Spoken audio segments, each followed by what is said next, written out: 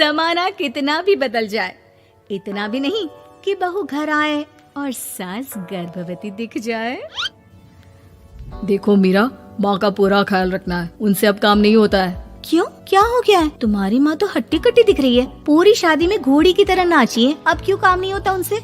वो माँ प्रेग्नेंट है ना, बच्चा होने वाला है। मैं कभी भी भाई बन जाऊंगा इस साल के अंत तक। क्या बोल रहे हो? वो सर पर हाथ रखकर बैठ जाती है। यार पहले क्यों नहीं बताया? कैसा मजाक है ये? झूठ बोल रहे हो ना? हाँ, झूठ बोल रहे हो ना? तभी ससुर की आवाज आती है। बहू पानी गरम कर दे, तेरी सास को दवाई देनी है। समय पर दवाई ना दी तो परेशानी हो जाएगी। और हाँ, जरा काजू पीस कर दूध में मिलाकर ले आना, तेरी सास खुद से तो अपनी संभाल करेगी नहीं। हे भगवान, ये मैं क्या सुन रही हूँ? ये ससुर जी को क्या हो गया है? मैं क्या सोच कर आई थी? हाय रे, मैं तो किसी को मुंह भी नहीं दिखा पाऊंगी। अब ये रोना धोना बाद में करना, पहले गर्म पानी कर दो, माँ को दवाई देनी होगी। और हाँ, रात को माँ के पैरों में तेल लगा देना। बहू को गुस्सा आ जाता है, वो बड़बड़ करती किचन में जाती है जहाँ उसका ससुर खड़ा होता है। एक बड़ी जिम्मेदारी है हम सबके सर ऊपर। इस उम्र में माँ बनना खतरे से खाली नहीं होता। हाँ हाँ पता है, तो क्यों बन गई माँ? अरे खतरे से कम नहीं है तो क्या जरूरत थी लल्ला पैदा करने की? कैसी बात कर रही हो बहू? क्या तुम खुश नहीं कि घर में एक नया मेहमान आएगा, छोटे छोटे पैरों से पूरे घर में घूमेगा? पिताजी, ये हाथ जोड़े आपके, आप यहाँ से जाओ। ये शायरी बाद में बताना, अभी मैं पानी गरम करके थर्मस में दे देती हूँ। सारा दिन पिलाते रहो गरम पानी। और हाँ, ये बच्चे की बात बार बार मुझसे कोई नहीं करेगा। बहू का पारा अब चढ़ा ही रहता था। वो काम तो सारा करती, लेकिन किलस किलस कर। मीरा सारे काम से फुर्सत पाकर बैठी होती है कि माँ का फोन आ जाता है। बेटा, बहुत बड़ी जिम्मेदारी है तेरे सर पर, अच्छे से निभाना। ससुराल में हर किसी को खुश रखना वैसे तो मुश्किल है, लेकिन भगवान ही हिम्मत देता है बहू को हर कुछ सहकर सबको खुश रखने की। क्या बड़बड़ किए जा रही हो माँ? जानती भी हो कि यहाँ क्या चल रहा है? मेरी सास, अरे तेरी सास तो देवी है देवी। कितने खुश हो रहे थे सारे तेरी सूरत देख देख कर। पता नहीं जैसे बहू नहीं कोई मन मांगी मुराद मिल गई हो उन लोगों को। अरे बात तो पूरी सुनो। मन मांगी मुराद तो पूरी हुई है। अरे मेरी सास को बच्चा होने वाला है, प्रेग्नेंट है वो। क्या बकवास कर रही है मीरा? ये बात किसी को कहना मत। मुझे तो बता दिया, लेकिन अब अपनी जबान सिल ले। कहाँ है तेरी सास? बात तो करा मेरी। पूछू जरा, पोता पोती खिलाने की उम्र में खुद का बच्चा खिलाने का शौक कहाँ से आ गया? और आया भी तो बताना तो चाहिए था। अब क्या नाक कटाने के लिए हम लोगों से रिश्ता जोड़ा है?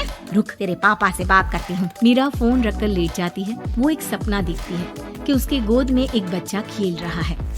भाभी की गोद में कितना खुश दिख रहा है ना, लग ही नहीं रहा कि भाभी है। मैं तेरे लिए क्या लाया हूँ, सोने की बालियाँ। तेरी शादी में तो मैं बुढ़ा हो जाऊंगा ना। अरे कैसी बात कर रहा है बेटा, इसकी जिम्मेदारी तो तू ही लेगा। हम लोगों का तो कोई भरोसा नहीं, कब ऊपर वाला उठा ले। बहू को सास को देख देख कर गुस्सा आ रहा था। तभी वहाँ पड़ोसन आ जाती है। अरे बहू, तुझसे तो पूछने से भी डर लगता है कि कब खुशखबरी सुना रही है। अब तो अपनी 1 महीने की ननद की ही जिम्मेदारी संभाल ले, बहुत है। अपने जेवर भी रख देना और पैसे भी जमा करना शुरू कर दे। वो बात आगे बढ़ाती उससे पहले ही बहू जोर से चिल्लाकर उठ जाती है। नहीं नहीं नहीं नहीं, मैं अपने जेवर किसी को नहीं दूंगी। अरे कौन ले रहा है तुम्हारे जेवर? तुम औरतें भी ना सपने में भी जेवर ही संभालती रहती हो। मैंने जो सपना देखा है ना, सुनोगे तो होश उड़ जाएंगे। अच्छा, तुम अपना सपना बाद में बताना, पहले मेरा सुनो। कल मैंने इतना अच्छा सपना देखा, इतना अच्छा सपना देखा कि अगर वो पूरा हो जाता है ना तो मैं तुम्हारे लिए रानी हार बनवा दूंगा। बहू अब सारे गम भूलकर पति का सपना सुनने में लग जाती है। अरे क्या सपना था, बताइए ना। बोलिए भी तो, क्या सपना है? मैं पूरा कर दूंगी अगर बात रानी हार की है तो। बोलिए बोलिए। मैंने रात को सपना देखा कि माँ को बेटी हुई है और मुझे बहन। सच्ची, इस घर में बेटी हो जाए तो मैं तो झूम ही उठूं। मीरा का मुंह बन जाता है। वो चुप हो जाती है और सपने की बात याद करती है कि बेटी हुई तो उसे ही अपने गहने उसे देने होंगे। फिर तो रानी हार की जरूरत पड़ेगी ही। भाई लड़की बड़ी होगी, उसकी शादी होगी तो जेवर तो चढ़ाने ही होंगे ना, कहाँ से आएंगे वो? कितने समझदार हो तुम मीरा। मैंने भी यही सोचकर तुम्हारे लिए रानी हार लेने का सोचा था। अरे फूटी किस्मत मेरी जो ऐसा परिवार मिला। मेरे पापा की तो मैं अभी क्लास लगाती हूँ, जो सब जानते हुए भी ऐसे परिवार में मेरी शादी कर दी। बहू पिता को फोन लगाने ही वाली होती है कि ससुर की फिर से आवाज आती है। बहू, गरम पानी ले आ जल्दी। थर्मस में खत्म हो गया है। बाद में खबर लेती हूँ मैं पापा की, पहले सास को गर्म पानी दिया हूँ। बहू अभी किचन में काम कर ही रही थी कि मीरा के मम्मी पापा आ जाते हैं। वो हाथ में ढेर सारे फल लेकर आते हैं। मीरा के पिता मीरा के ससुर से कहते हैं, लीजिए भाई साहब, ये फल रखिए, बहन जी को खिला दीजिएगा। वैसे कैसी है उनकी तबीयत? बस पता तो है आपको, ऐसे वक्त में जो होता है बस वही सब। मुझे तो सुनकर बहुत गुस्सा आया था, लेकिन चलिए, भाग्य में जो है लिखा उसे कौन टाल सकता है। डॉक्टर को दिखाए? हाँ, बस डॉक्टर आने ही वाला है। अच्छा हुआ आप लोग भी आ गए। उतने में एक सुंदर सी लेडी डॉक्टर आती है। पेशेंट कौन है आप? अरे नहीं जी, मैं तो बहू हूँ इस घर की। मैं तो अभी सोच भी नहीं सकती पोता या पोती के बारे में। अभी तो मेरी सास ही। अरे चुप हो जाना, देख तो ले, डॉक्टर है ये, किसी के भी सामने गुस्सा फोड़ देती है। डॉक्टर कमरे में जाती है और थोड़ी देर बाद बाहर आ जाती है। पीछे से सास भी निकल आती है।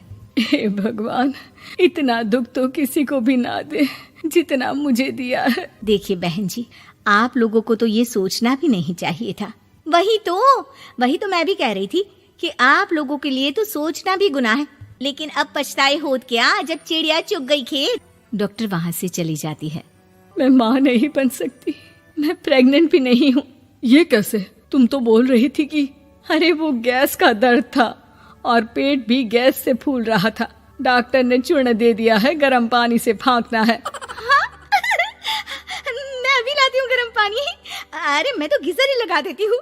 हाय रे, खुशी के मारे पागल ना हो जाओ।